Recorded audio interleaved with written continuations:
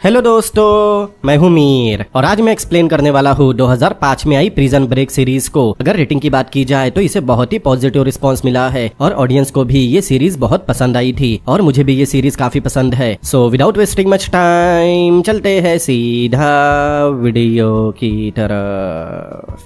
कहानी की शुरुआत में हम माइकल नाम के एक आदमी को देखते हैं जो अपनी बॉडी पर टैटू बनवा रहा था। टैटू बनाने के बाद माइकल अपने घर जाता है। तब हम उसके घर की दीवार पर कुछ पेपर कटिंग और फोटोज देखते हैं, मानो वो किसी मिशन पर जा रहा हो। एक पेपर कटिंग को देखने के बाद हमें पता चलता है कि माइकल के भाई लिंकन को वाइस प्रेसिडेंट के भाई के मर्डर के जुर्म में मौत की सजा सुनाई गई और उसे कुछ ही दिनों में इलेक्ट्रिक्यूट करके मार दिया जाएगा। माइकल उन सारे पेपर कटिंग और फोटोज को दीवार से निकालकर डिस्ट्रॉय कर देता है और अपने कंप्यूटर की हार्ड ड्राइव भी निकालकर फेंक देता है। अगले दिन माइकल तैयार होकर एक बैंक में पहुंच गया, लेकिन वो वहाँ काम से नहीं बल्कि रॉबरी करने गया था। वो बैंक में गन निकालकर हवा में फायरिंग करके कैशियर से पैसे मांगने लगा, लेकिन माइकल को देखकर लग रहा था कि उसे रॉबरी करके भागने की कोई जल्दी नहीं है। थोड़ी देर में पुलिस भी वहाँ पहुंच गई और माइकल को गिरफ्तार कर लिया गया। माइकल चाहता तो आराम से भाग सकता था, लेकिन उसने ऐसा क्यों नहीं किया ये हमें वीडियो में आगे पता चलेगा। अगले सीन में हम माइकल को सीधा कोर्ट में देखते हैं, जहाँ उसकी लॉयर वेरोनिका जो उसके भाई लिंकन की गर्लफ्रेंड है, वो माइकल का केस लड़ रही थी। लेकिन माइकल ने कोर्ट में अपना गुनाह कबूल कर लिया, जिसके बाद जज ने उसे 5 साल की सजा सुनाई और फिर उसी जेल में ट्रांसफर कर दिया गया जहां उसका भाई लिंकन भी बंद है। अब हम उस जेल को देखते हैं। वहां सबसे पहले माइकल को बेलिक नाम का एक पुलिस ऑफिसर मिला जो बहुत ही ज्यादा करप्ट और निर्दय किस्म का इंसान है। जेल में जाने के बाद आम कैदियों की तरह बेलिक माइकल से उसकी शारीरिक बीमारियों के बारे में पूछता है। तब हमें पता चला कि माइकल को टाइप 1 डायबिटीज है। इसके बाद माइकल को उसके सेल में डाल दिया गया, जहाँ उसकी मुलाकात सुकरे नाम के कैदी से हुई जो उसका सेलमेट है। अगले दिन सुकरे माइकल को जेल की सैर कराता है और वहाँ के सारे नियम कानून समझाता है। तब माइकल को पता चला कि जेल की सिक्योरिटी बहुत ज्यादा टाइट है और अब तक कोई भी कैदी वहाँ से भाग नहीं सका, क्योंकि वहाँ के गार्ड बहुत ज्यादा बेरहम है जो गोली चलाने में जरा भी देर नहीं करते। कुछ देर बाद सुकरे अपने साथियों के साथ बात करने में बिजी हो गया। तब माइकल जेल को अच्छी तरह ऑब्जर्व करता है। तभी उसका ध्यान वहाँ के सीवर लाइन की तरफ जाता है। माइकल गडर के पास जाकर बिना किसी को पता चले एक किताब गडर के अंदर गिरा देता है। फिर माइकल सुकरे से लिंकन नाम के कैदी के बारे में पूछताछ करने लगा। तब सुकरे बताता है कि उसे जेल में लाइन ऑफ सिंक नाम से जाना जाता है, क्योंकि उसने वाइस प्रेसिडेंट के भाई को जान से मारा है और 1 महीने के अंदर उसे इलेक्ट्रिक चेयर पर बैठाकर मार दिया जाएगा। अब माइकल किसी तरह लिंकन से मिलने का सोच रहा था। तब सुकरे बताता है कि लिंकन अपने सेल से तभी बाहर निकलता है जब जेल के वर्कशॉप में कोई काम होता है और उसे हमेशा निगरानी में रखा जाता है। सुकरे ये भी बताता है कि वर्कशॉप में काम करने का और करवाने का जिम्मा जॉन ब्रूजी नाम के कैदी के पास है। आगे सुकरे माइकल से पूछता है कि वो लिंकन से मिलने के लिए इतना एक्साइटेड क्यों है। तब माइकल सुकरे के सामने राज खोल देता है और बताता है कि लिंकन उसका भाई है। ये सुनकर सुकरे भी सोच में पड़ गया। अब कहानी फ्लैशबैक में जाती है और हम देखते हैं लिंकन जब जेल में था तब माइकल उससे मिलने आता है। तब लिंकन माइकल को बताता है कि उसने किसी को नहीं मारा, लेकिन माइकल को पता था कि सारे सबूत लिंकन के खिलाफ है। लेकिन लिंकन को इससे कोई फर्क नहीं पड़ता। वो भले ही हमेशा से गलत कामों में रहा, लेकिन उसने कभी अपने भाई माइकल से झूठ नहीं बोला। लिंकन माइकल की कसम खाकर कहता है कि उसने किसी को नहीं मारा। अब कहानी प्रेजेंट टाइम में आती है और हम लिंकन के बेटे एलजे को देखते हैं। वो भी अपने बाप के रास्ते पर चल रहा था। एलजे किसी के साथ ड्रग की डील को अंजाम दे रहा था, लेकिन उसे पता नहीं था कि पुलिस उस पर पहले से नजर रख रही है। वो लोग एलजे को रंगे हाथों पकड़ लेते हैं। उधर जेल में माइकल वर्कशॉप में काम करने के लिए जॉन ब्रूजी के पास जाता है, लेकिन जॉन ने उसे ये कहकर मना कर दिया कि काम देने के बदले में माइकल को पैसे देने होंगे और उसे पता था कि माइकल के पास देने के लिए कुछ नहीं है जिसके बदले जॉन उसे वर्कशॉप में काम दिला सके। तब माइकल जॉन को कागज से बनी एक डक देता है और कहता है कि आगे वो जॉन के बहुत काम आ सकता है और जॉन को उसकी जरूरत पड़ने वाली है। ये बोलकर माइकल वहाँ से चला गया। अगले सीन में हम माइकल को जेल की इंफर्मरी में देखते हैं, जहाँ डॉक्टर सारा उसे इंसुलिन के शॉट दे रही थी क्योंकि उसे डायबिटीज है। तब उनकी बातों से हमें पता चलता है कि डॉक्टर सारा वहाँ के गवर्नर की बेटी है, लेकिन वो अपने पिता को कुछ खास पसंद नहीं करती। इसके बाद सारा जब कुछ काम के लिए इंफर्मरी से बाहर जाती है तब माइकल कागज की डक को इंफर्मरी बने सीवर में डाल देता है और हम देखते हैं कि वो डक पानी से बहते हुए वही पहुंच गया जहां माइकल ने गडर में किताब डाली थी। मतलब माइकल सीवर लाइन के सारे रास्ते पता कर रहा था। कहानी में आगे हम वॉशिंगटन डीसी शहर को देखते हैं, जहाँ सीक्रेट सर्विस की एजेंट की बिल्डिंग है। उस ऑफिस में हम 2 एजेंट को देखते हैं जिनके नाम डैनी और पॉल है। डैनी पॉल को बताता है कि चर्च का बिशप उनकी बात नहीं मान रहा और वो लिंकन के केस की डीप स्टडी करना चाहता है, जिससे उसकी मौत की सजा कैंसिल हो जाए। उनकी बातों से हमें ये भी लग रहा था कि वो लोग लिंकन को जल्दी से जल्दी इलेक्ट्रिक्यूट करवाना चाहते हैं और इसमें पॉलिटिक्स के कुछ बड़े लोग भी शामिल है। उधर लिंकन जब जेल के चर्च में प्रे कर रहा था तभी वहाँ माइकल लिंकन से पहली बार मिलता है। अपने भाई को जेल में देखकर लिंकन चौंक गया। तब माइकल बताता है कि वो अपने भाई को जेल से बाहर निकालने आया है और यहाँ में पता चला कि माइकल रॉबरी करके बैंक से भागने की बजाय अरेस्ट किया हुआ था। आगे माइकल जब अपने सेल में सुकरे से बातचीत कर रहा था तभी उसे जेल के वार्डन हेनरी का बुलावा आता है। हेनरी को पता था कि माइकल माइकल एक स्कल्पचर इंजीनियर है, इसीलिए वो माइकल को ताजमहल का एक रेप्लिका दिखाता है जो वो आने वाली एनिवर्सरी में अपनी वाइफ को गिफ्ट करना चाहता है। इसीलिए वार्डन उस रेप्लिका को पूरा करने में माइकल की मदद मांगता है और माइकल को 3 दिनों तक अपने ऑफिस में रुक कर उस रेप्लिका को कंप्लीट करने कहता है। लेकिन माइकल ने कुछ देर सोचने के बाद वार्डन का काम करने से मना कर दिया। माइकल का इतना रूड बिहेवियर देखकर वार्डन उस पर गुस्सा करने लगा और उसे वहाँ से भगा दिया। अगले दिन वेरोनिका माइकल से मिलने आती है और बताती है कि लिंकन को जेल से भगाना लगभग नामुमकिन है, इसीलिए वेरोनिका माइकल को जेल से छुड़ाने के लिए कोर्ट में एप्लीकेशन देने की बात कर रही थी। तब माइकल कहता है कि वो अपने भाई को मरते हुए नहीं देख सकता और अगर वेरोनिका को सच में उसकी मदद करनी है तो वो उस इंसान का पता लगाए जो लिंकन को फंसाने की कोशिश कर रहा है। लेकिन वेरोनिका को पता था कि सारे सबूत लिंकन के खिलाफ है, इसीलिए उसे लग रहा था कि लिंकन को कोई फंसाने की कोशिश नहीं कर रहा। तब माइकल बताता है कि लिंकन के खिलाफ सारे सबूत बनाए गए हैं। वही दूसरी तरफ पॉल और डैनी बिशप के घर जाकर उसे समझाते हैं कि वो लिंकन की मौत को टालने की कोशिश ना करे, क्योंकि बिशप को लग रहा था कि लिंकन को फंसाया गया है। इसीलिए वो गवर्नर से बात करके लिंकन की मौत की तारीख आगे बढ़ाने का सोच रहा था। इसीलिए पॉल और डैनी उसे ऐसा करने से मना करते हैं, लेकिन बिशप उनकी बात नहीं मानता। इसीलिए पॉल और डैनी वहाँ से निकल गए। उधर जेल में जॉन अब्रूजी फोन पर एक आदमी से बात करता है। तब वो आदमी बताता है कि उसे किसी ने एक लेटर भेजा है जिसमें लिखा है कि फिबोनाची जिंदा है और साथ में फिबोनाची की एक फोटो भी है। ये सुनकर जॉन चौंक गया, क्योंकि फिबोनाची जॉन के खिलाफ गवाही देने वाला है और अगर गवाही देने से पहले फिबोनाची को खत्म नहीं किया गया तो जॉन को सारी जिंदगी जेल में सड़ना होगा। जॉन अपने आदमी से उस लेटर के बारे में पूछता है जो उसे किसी ने भेजा था। तब वो आदमी बताता है कि लेटर पर भेजने वाले का कोई नाम या पता नहीं है, लेकिन लेटर के साथ उसे कागज से बनी एक डग भी मिली है। ये सुनते ही जॉन समझ गया कि वो लेटर माइकल ने ही उस आदमी को भेजा है। इसीलिए वो माइकल के पास जाकर फिबोनाची के बारे में पूछने लगा। तब माइकल कहता है कि वो लोग इस तरह सबके सामने फिबोनाची की बात नहीं कर सकते, इसीलिए जॉन के आदमी माइकल को पीटने लगे। बदले में माइकल भी जॉन को एक मुक्का मार देता है और मामला काफी आगे बढ़ जाता है। इसीलिए माइकल को वार्डन हेनरी के पास पेश किया गया। हेनरी उस पर गुस्सा करता है और उसे सोलिटरी सेल में भेजने की बात करता है। तब माइकल वहाँ रखे कैलेंडर की तरफ देखकर कहता है कि वो सोलिटरी सेल में नहीं रहना चाहता और इसके बदले वो ताजमहल का रेप्लिका बनाने मान गया। अब वार्डन को भी वो रेप्लिका कंप्लीट करना था, इसीलिए वो माइकल को सोलिटरी सेल में नहीं भेजता। वही दूसरी तरफ हम बिशप को देखते हैं जो रात में अपने कमरे में सो रहा था। तभी कोई उसके कमरे में आकर उसे शूट कर देता है और बिशप मारा जाता है। अगले दिन वेरोनिका को बिशप की मौत की खबर मिली, जिससे वो पूरी तरह समझ गई कि माइकल ने उसे जो बताया था वो सच है और लिंकन को सच में कोई फंसाने की कोशिश कर रहा है। वही दूसरी तरफ हम सुकरे को जेल में एक कमरे में देखते हैं जहाँ वो अपनी गर्लफ्रेंड का वेट कर रहा था और गर्लफ्रेंड के वहाँ आते ही वो उस पर टूट पड़ा, जिसके बाद दोनों यामाकाटा करते हैं। भाई ऐसी जेल में कौन नहीं रहना चाहता। खैर कहानी में आगे हम माइकल को देखते हैं जो इंसुलिन लेने डॉक्टर सारा के पास आया था। तब सारा बताती है कि इंसुलिन लेने के बाद भी माइकल की बॉडी पर कोई असर नजर नहीं आ रहा, इसीलिए हो सकता है कि माइकल को डायबिटीज ना हो। तभी सारा को एक कॉल आया और वो फोन पर बिजी हो गई। तब माइकल उठकर खिड़की के बाहर देखता है और हम देख पाते हैं कि इंसुलिन लेने के बाद माइकल के हाथ कांपने लगे। मतलब सारा ने सही सोचा था, माइकल को डायबिटीज नहीं है और वो बस नाटक कर रहा है। अब उसने अपनी बीमारी के बारे में झूठ क्यों कहा, ये हमें वीडियो में आगे पता चलेगा। वही दूसरी तरफ यामाकाटा करने के बाद सुकरे को उसकी गर्लफ्रेंड बताती है कि वो सुकरे के दोस्त हेक्टर के साथ वहाँ आई है। ये सुनकर सुकरे भड़क गया, क्योंकि उसे अपने दोस्त पर भरोसा नहीं था, लेकिन वो सुकरे को भरोसा दिलाती है कि वो दोनों बस अच्छे दोस्त है और वो सुकरे से सच्चा प्यार करती है। कहानी में आगे हम सी नोट नाम के एक कैदी को देखते हैं जो सेटिंग करके बाहर से जेल के अंदर कुछ भी मंगवा सकता है। इसीलिए माइकल सी नोट के पास जाकर उसे ऐसी मेडिसिन लाने कहता है जिसे खाने के बाद शरीर में इंसुलिन की मात्रा कुछ घंटों के लिए बढ़ जाती है, जिससे डॉक्टर सारा को उस पर शक न हो। आगे माइकल जब अपने सेल में था तब एक गार्ड उसे कार्ड ला कर देता है। दरअसल वो कार्ड जॉन अब्रूजी ने माइकल के लिए भिजवाया था। मतलब उसने माइकल को वर्कशॉप में काम करने की परमिशन दे दी और अब माइकल अपने भाई लिंकन से रोज मिल सकता है। अगले दिन जेल में काम करते समय माइकल लिंकन से मिलता है। तब लिंकन कहता है कि माइकल उसे बचाने की चाहे जितनी कोशिश कर ले, लेकिन वो लिंकन को नहीं बचा सकता। तब माइकल अपने भाई को उस पर भरोसा रखने कहता है। लिंकन पूछता है कि जेल से भागने के लिए उन्हें जेल की मैप की जरूरत पड़ेगी और बिना मैप के वो लोग नहीं भाग सकते। तब माइकल अपने कपड़े उतारता है और लिंकन को अपने टैटू को ध्यान से देखने कहता है जो उसने जेल में आने से पहले ही बनवा लिए थे। लिंकन के ध्यान से देखने पर उसे टैटू में जेल का मैप बनते दिखा और इस पर से अब माइकल के IQ लेवल का अंदाजा लगा सकते हैं। आगे कहानी में हम चार्ली नाम के कैदी और माइकल को बात करते हुए देखते हैं, जहाँ चार्ली बोर्ड गेम खेलते हुए जेल के सभी गार्ड और कैदियों के बारे में बताता है कि कौन कितना खतरनाक है और किसकी पहुंच कहाँ तक है। चार्ली सबसे पहले ब्लैक ग्रुप और व्हाइट ग्रुप को दिखाते हुए बताता है कि यहाँ हर कोई अपनी साइड चुनने वाला है और बहुत ही जल्द जेल में काफी लोगों का खून बहेगा। तब माइकल उसके पीछे का रीजन पूछता है। चार्ली बताता है कि हम बिल्लियों और कुत्तों को एक ही पिंजरे में नहीं रख सकते, क्योंकि दोनों चाहे कितने भी अच्छे दोस्त बन जाए वो दोनों एक साथ कभी नहीं रह सकते। और फिर हम सेल में देखते हैं कि माइकल अपने टैटू को देखने के बाद एक पेपर पर कुछ लिखने लगा। तब सुकरे बताता है कि टॉयलेट फ्लश नहीं हो रहा और तभी सायरन की आवाज सुनाई दी। तब सुकरे को पता चला कि गार्ड सभी के सेल की तलाशी लेने वाले हैं, इसीलिए सुकरे अपने ड्रग को एक जगह निकालकर दूसरी जगह छुपा देता है और माइकल को टेबल की तरफ इशारा करते हुए छुपे हुए चाकू को निकालकर सेल से बाहर फेंकने कहता है। माइकल चाकू निकालकर उसे बाहर फेंकने ही वाला था, लेकिन इतने में ऑफिसर बेलिक वहाँ पहुँच गया और उसने माइकल के हाथ में चाकू देख लिया। बेलिक उससे चाकू के बारे में पूछने लगा, लेकिन तभी वहाँ वार्डन हेनरी भी पहुँच गया और वो भी माइकल से चाकू के बारे में पूछने लगा। लेकिन माइकल वार्डन के पूछने के बाद भी कुछ नहीं बताता। लेकिन जब वार्डन हेनरी की नजर सुकरे पर गई, तब उसकी हालत देखकर हेनरी समझ गया कि वो चाकू माइकल का नहीं बल्कि सुकरे का है। इसलिए वार्डन हेनरी सुकरे को सजा सुनाते हुए सॉलिटरी सेल में भेज देता है। और जब बेलिक सेल चेक करने कहता है, तब हेनरी सेल को चेक करने से मना करता है और वहाँ से जाने कहता है। लेकिन बेलिक वहाँ से जाने से पहले माइकल से कहता है कि भले ही दिन में वार्डन का राज चलता हो, लेकिन रात में बेलिक ही वहाँ का बादशाह है। और फिर हम आगे देखते हैं कि माइकल चर्च में अपने भाई लिंकन से मिलता है। तब लिंकन माइकल से अगले दिन के प्लान के बारे में पूछने लगा। माइकल बताता है कि फिलहाल उसे डायबिटिक रहने के लिए मेडिसिन की जरूरत है और उसने मेडिसिन का इंतजाम भी कर लिया है। तब लिंकन उसे समझाने की कोशिश करता है कि माइकल को जेल में कुछ करने की जरूरत नहीं। तब माइकल उसे समझाता है कि उसने सारे खतरों और रास्तों को पहले ही भांप लिया है। लिंकन उसे समझाने की कोशिश कर रहा था कि भले ही उसने सारी डिटेल निकाल ली और भले ही उसे जेल का मैप भी पता है, लेकिन माइकल फिर भी जेल के लोगों के बारे में या उनके एक्शन के बारे में कभी प्लान नहीं कर सकता। तो माइकल उसे जवाब देते हुए कहता है कि उसे जेल में किसी की परवाह नहीं और उसने इस बारे में सोच रखा है। तो लिंकन उससे कहता है कि भले ही उसने सारी चीजें प्लान कर ली, लेकिन वो अभी तक अपने सेल से बाहर नहीं निकल सकता। इस पर माइकल कहता है कि वो जैसा सोच रहा है ऐसा बिल्कुल नहीं है और सेल से बाहर निकलने के लिए उसका प्लान तैयार है। फिर हम माइकल को जेल के पार्क में घूमते हुए देखते हैं। दरअसल उसे एक एलन बोल्ट की जरूरत है। फिर हम फ्लैशबैक में देखते हैं कि माइकल अपने प्लान के मुताबिक उस बोल्ट से एक चाबी बनाने वाला है। आगे माइकल उस बोल्ट को एक सिक्के की मदद से खोलने की कोशिश करता है, लेकिन तभी वह टी बैग पहुंच गया। वो माइकल से बात करता है और उसे अपने ग्रुप में शामिल होने का ऑफर देता है, लेकिन माइकल ने उसके ऑफर को ठुकरा दिया। तब टी बैग माइकल के हाथ से बोल्ट ले लेता है और उसे वहाँ से भगा देता है। ना चाहते हुए भी माइकल बिना बोल्ट के वहाँ से चला गया। वही दूसरी तरफ बेलिक माइकल के सेल में जाकर छानबीन करने लगा। तब उसे एक पेपर दिखाई दिया, लेकिन उस पर कुछ लिखा नहीं था। तब बेलिक अपना दिमाग लगाता है और उस पेपर पर पेंसिल चलाता है। तब उसे पेपर पर एलन बोल्ट लिखा मिला। बेलिक समझ गया कि माइकल जरूर जेल में कुछ बड़ा करने वाला है। वही दूसरी तरफ हम जॉन अब्रूजी को देखते हैं, जिससे मिलने फेलिक्स नाम का एक आदमी आता है और बताता है कि फिबोनाची अब भी जिंदा है और अगर उसे जल्द से जल्द ठिकाने नहीं लगाया गया तो उसकी गवाही के बाद बहुत से लोगों को जेल जाना होगा। फेलिक्स धमकाते हुए कहता है कि अगर जॉन ने जल्द से जल्द फिबोनाची का पता नहीं लगाया तो फेलिक्स उसकी फैमिली को मार देगा। वही दूसरी तरफ बेलिक एलन बोल्ट के बारे में छानबीन करने की और पता लगाने की कोशिश कर रहा था, लेकिन उसे एलन बोल्ट से रिलेटेड कुछ नहीं मिला। अब माइकल एलन बोल्ट का इस्तेमाल करके एक चाबी बनाना चाहता है, लेकिन किस चीज की चाबी वो हमें आगे पता चलेगा। आगे हम देखते हैं माइकल को जब पता चला कि टी बैग अपने सेल में नहीं है, तब वो बोल्ट ढूंढने के लिए उसके सेल में चला गया। माइकल बोल्ट ढूंढ ही रहा था कि इतने में टी बैग अपने सेल में वापस आ गया और उसने माइकल को रंगे हाथ पकड़ लिया। तब माइकल खुद को बचाने के लिए कहता है कि वो टी बैग से मिलने आया था और वो उसके ग्रुप में शामिल होना चाहता है। लेकिन तभी हम सी नोट को देखते हैं, जिसे माइकल ने एक मेडिसिन लाने को कहा था। सी नोट माइकल को टी बैग से बात करते हुए देख लेता है, क्योंकि टी बैग और सी नोट के बीच में 36 का आंकड़ा है और दोनों ही एक दूसरे को हमेशा मारने की सोचते हैं। माइकल को टी बैग के साथ देखकर सी नोट को गलतफहमी हो गई कि माइकल टी बैग के ग्रुप में शामिल हो गया है। उधर टी बैग माइकल को बताता है कि आज रात जेल में बहुत लफड़ा होने वाला है, जिसके लिए वो माइकल को तैयार रहने कहता है। कहानी में आगे हम लिंकन के लॉयर को देखते हैं, जो वेरोनिका को सीसीटीवी फुटेज की एक वीडियो टेप देता है। वेरोनिका जब उस टेप को देखती है तब उसमें साफ नजर आ रहा था कि लिंकन ने वाइस प्रेसिडेंट के भाई, जिसका नाम सीडमैन है, उसे अपने हाथों से शूट करके मार दिया, जिसे वेरोनिका को भी लगने लगा कि लिंकन सबसे झूठ बोल रहा है कि उसके साथ साजिश हुई है, क्योंकि वीडियो टेप में साफ नजर आ रहा था कि वो मर्डर लिंकन ने ही किया है। ये पता चलते ही वेरोनिका लिंकन से मिलने जेल गई और बताया कि उसे लिंकन के झूठ के बारे में पता चल गया है और बेचारे माइकल ने बेकार में ही लिंकन की बातों पर भरोसा करके अपनी जान जोखिम में डाल दी। तब लिंकन वेरोनिका को सफाई देता है और हम फ्लैशबैक देखते हैं। दरअसल लिंकन सीडमैन को मारने जरूर गया था, लेकिन जैसे ही उसने उसकी कार का दरवाजा खोला तब लिंकन ने देखा कि सीडमैन पहले ही कार में मरा पड़ा था, मतलब उसे पहले ही किसी ने मार दिया था। कहानी प्रेजेंट टाइम में आती है और लिंकन बताता है कि उसने वहाँ किसी पर भी गोली नहीं चलाई और ये सब उसके लिए सेटअप किया गया था, लेकिन वेरोनिका को समझ नहीं आ रहा था कि कोई लिंकन को फंसाने की कोशिश क्यों करेगा। तब लिंकन समझाता है कि वो पूरा प्लान उसके लिए नहीं बल्कि सीडमैन के लिए बनाया गया था और काम होने के बाद लिंकन के कंधे पर बंदूक रखकर चलाई गई ताकि उसके मर्डर के इल्जाम में लिंकन फंस जाए। लेकिन वेरोनिका सीडमैन को अच्छी तरह जानती थी और उसे पता था कि उसका कोई भी ऐसा दुश्मन नहीं था जो उसे जान से मार दे, मतलब वो लिंकन को दोषी समझ रही थी। लिंकन कहता है कि वेरोनिका को सच का पता लगाना होगा, लेकिन वेरोनिका उसे ही खूनी समझकर वहाँ से चली गई। वही दूसरी तरफ सी नोट माइकल को बताता है कि उसने जो मेडिसिन मंगवाई थी अब वो उसके पास है, इसीलिए सी नोट माइकल को अकेले में मिलने बुलाता है। फिर माइकल जैसे ही सी नोट के साथ अकेले में गया तब सी नोट के आदमियों ने माइकल को पकड़ लिया। सी नोट कहता है कि उसने माइकल को टी बैग से हाथ मिलाते हुए देख लिया है और माइकल ने उसे धोखा दिया है, इसीलिए अब सी नोट उसे मेडिसिन देने से मना कर देता है। ये वही मेडिसिन थी जिससे ये साबित हो सकता है कि माइकल को सच में डायबिटीज है, लेकिन अब वो मेडिसिन सी नोट के पास है। वही दूसरी तरफ हम सुकरे को देखते देखते हैं जो अब भी सोरेटरी सेल में है और उस दिन उसकी गर्लफ्रेंड का बर्थडे है, लेकिन वो सोरेटरी सेल में होने की वजह से कॉल करके बर्थडे विश नहीं कर पाता। वही दूसरी तरफ हम सुकरे की गर्लफ्रेंड को देखते हैं जो सुकरे के दोस्त के साथ अपना बर्थडे सेलिब्रेट करने गई थी। बेचारा सुकरे। खैर अब रात होने पर पुलिस वाले सभी कैदियों के सेल को खोल देते हैं और थोड़ी ही देर बाद काले और गोरों में खतरनाक लड़ाई शुरू हो गई। तभी हम टी-बैग के बेस्ट फ्रेंड को देखते हैं जो उसी एलन बोल्ट से माइकल पर हमला कर देता है क्योंकि उसे माइकल से जलन होने लगी थी। माइकल ने भी उसके हाथ में बोल्ट देख लिया था, इसीलिए वो उससे बचने के लिए उससे दूर जाता है, लेकिन तभी दूसरा कैदी आकर टी-बैग के दोस्त को चाकू मार देता है और टी-बैग का दोस्त माइकल के ऊपर गिर गया। अब ये देखकर टी-बैग को लगने लगा कि माइकल ने बोल्ट के लिए उसके बेस्ट फ्रेंड को जान से मार दिया, इसीलिए वो माइकल को मारने के लिए आगे बढ़ता है। लेकिन तभी पुलिस वालों ने वहाँ आकर टीयर गैस छोड़ दी और सबको वापस उनके सेल में डाल दिया गया। लेकिन अब माइकल को वो बोल्ट मिल चुका था। अब माइकल बोल्ट को धीरे धीरे जमीन पर घसना शुरू करता है जिसकी वजह से बोल्ट का सिरा पतला हो गया। फिर माइकल उस बोल्ट के साइज को अपने टैटू पर बने साइज से मैच करता है और हमें पता चलता है कि माइकल ने उस बोल्ट से एक चाबी बनाई थी जिससे वो अपने सेल के टॉयलेट का एक नट खोल सके। वही जेल के बाहर वेरोनिका लिंकन के एक साथी क्रैब से मिलने जाती है। तब उसे पता चला कि ड्रग के ओवरडोज की वजह से क्रैब की मौत हो गई, इसीलिए वो वहाँ से अपने ऑफिस चली गई। तभी वेरोनिका को क्रैब की गर्लफ्रेंड लेटिसा का कॉल आता है और वेरोनिका उसे बाहर मिलने बुलाती है। तब लेटिसा से वेरोनिका को पता चला कि क्रैब की मौत ड्रग के ओवरडोज से नहीं हुई बल्कि उसे मारा गया था, क्योंकि उसे पता था कि लिंकन ने वाइस प्रेसिडेंट के भाई सीडमैन को नहीं मारा। लेकिन तभी लेटिसा का ध्यान डैनी और पॉल पर गया जो उन पर नजर रख रहे थे, इसीलिए लेटिसा वहाँ से चली गई। लेकिन अब वेरोनिका को इस बात पर यकीन हो गया कि लिंकन सच में निर्दोष है। उधर पॉल अपनी लेडी बॉस को कॉल करके लेटिसा और वेरोनिका की मीटिंग के बारे में बताता है। तब उसकी बॉस पॉल को अपने तरीके से केस को हैंडल करने कहती है। उधर जेल में सी नोट माइकल को उसकी मेडिसिन दे देता है। अब उसकी गलतफहमी दूर हो गई थी क्योंकि माइकल ने टी-बैग के दोस्त को मार दिया, मतलब सी नोट एक गलतफहमी से निकलकर दूसरी गलतफहमी में घुस गया, इसीलिए उसे यकीन हो गया था कि माइकल टी-बैग के ग्रुप में शामिल नहीं हुआ। तभी एक गार्ड आकर माइकल को बताता है कि डॉक्टर सारा ने उसे टेस्ट के लिए बुलाया है। अब माइकल सारा के पास जाकर टेस्ट करवाता है जिससे सारा को पता चल गया कि माइकल को सच में डायबिटीज है, क्योंकि माइकल ने सारा के पास जाने से पहले ही वो मेडिसिन खा ली थी। अब टेस्ट होने के बाद बेलिक माइकल को अपने साथ इन्फर्मेरी से बाहर लाता है और एक जगह पर ले जाकर छोड़ देता है। तभी वह जॉन अब्रूजी के आदमी आकर माइकल को अपने साथ लेकर चले गए। अब जॉन माइकल से फिबोनाची के बारे में पूछने लगा। तब माइकल बताता है कि जब तक वो दोनों जेल से बाहर नहीं निकल जाते तब तक वो जॉन को फिबोनाची के बारे में नहीं बताएगा। तब जॉन के आदमी माइकल के पैर की एक उंगली काट देते हैं। कुछ देर बाद पुलिस वाले वहाँ पहुँच गए और माइकल की कंडीशन देखकर उसे तुरंत ही अस्पताल भेज दिया गया। उधर बेलिक जब जॉन से मिला तब उनकी बातचीत से पता चला कि जॉन और बेलिक मिले हुए हैं। वही दूसरी तरफ डॉक्टर सारा माइकल का इलाज करते हुए उसकी उंगली के बारे में पूछने लगी, लेकिन माइकल ने उसे जॉन के बारे में कुछ नहीं बताया, इसीलिए सारा बेलिक के पास जाकर इस बारे में इन्वेस्टिगेशन करने कहती है। तब बेलिक बताता है कि इन्वेस्टिगेशन करने की कोई जरूरत नहीं, क्योंकि माइकल की ऐसी हालत गार्डनिंग किट पर पैर रखने की वजह से हुई है। अगले दिन लिंकन को अपने भाई की हालत के बारे में पता चला। तब लिंकन गुस्से में पूरी तरह पागल हो गया, लेकिन माइकल लिंकन को शांत करते हुए बताता है कि अगर उसने जॉन को जान से मार दिया तो वो लोग जेल से कभी बाहर नहीं निकल पाएंगे, मतलब माइकल के प्लान के हिसाब से जॉन ही उनके बाहर निकलने की वजह बनेगा। माइकल आगे बताता है कि जॉन अब्रूजी एक चार्टर्ड प्लेन कंपनी का ओनर है और जेल से बाहर निकलने के बाद पुलिस से बचने के लिए उन्हें जल्द से जल्द कहीं दूर भागना होगा और इसके लिए जॉन की कंपनी का प्लेन उनके बहुत काम आने वाला है। वही दूसरी तरफ सुकरे अब सोरेटरी सेल से बाहर आ गया था, इसीलिए वो तुरंत बिना किसी देरी के अपनी गर्लफ्रेंड को कॉल लगाता है। तब उसकी माँ कॉल उठाकर बताती है कि उसकी गर्लफ्रेंड उसके दोस्त हेक्टर के साथ कहीं घूमने गई है और अगर सुकरे उससे सच में प्यार करता है तो उसकी भलाई के लिए सुकरे को उसे हमेशा के लिए भूलना होगा। वही दूसरी तरफ माइकल सुकरे को अपने प्लान में शामिल करने का सोच रहा था, लेकिन माइकल सबसे पहले सुकरे को टेस्ट करना चाहता था कि सुकरे सच में उसके भरोसे के लायक है या नहीं। तब हम माइकल के हाथ में एक नकली फोन देखते हैं। उधर टी-बैग जेल के वर्कशॉप में एक आदमी से मिलता है और उससे एक धारदार हथियार लेता है ताकि वो माइकल से अपने दोस्त की मौत का बदला ले सके। वही दूसरी तरफ वेरोनिका जेल में माइकल से मिलने आई और बताया कि लिंकन को सच में फंसाया जा रहा है। तब माइकल कहता है कि लिंकन को फंसाने के लिए इस तरह का सेटअप किया गया है कि जब तक वो लोग सच्चाई का पता लगाएंगे तब तक उसके भाई को मार दिया जाएगा, इसीलिए सबसे पहले उसे अपने भाई को जेल से भगाना होगा और बाद में उसे बेगुनाह साबित करना होगा। आगे हम लिंकन के बेटे एलजे को देखते हैं।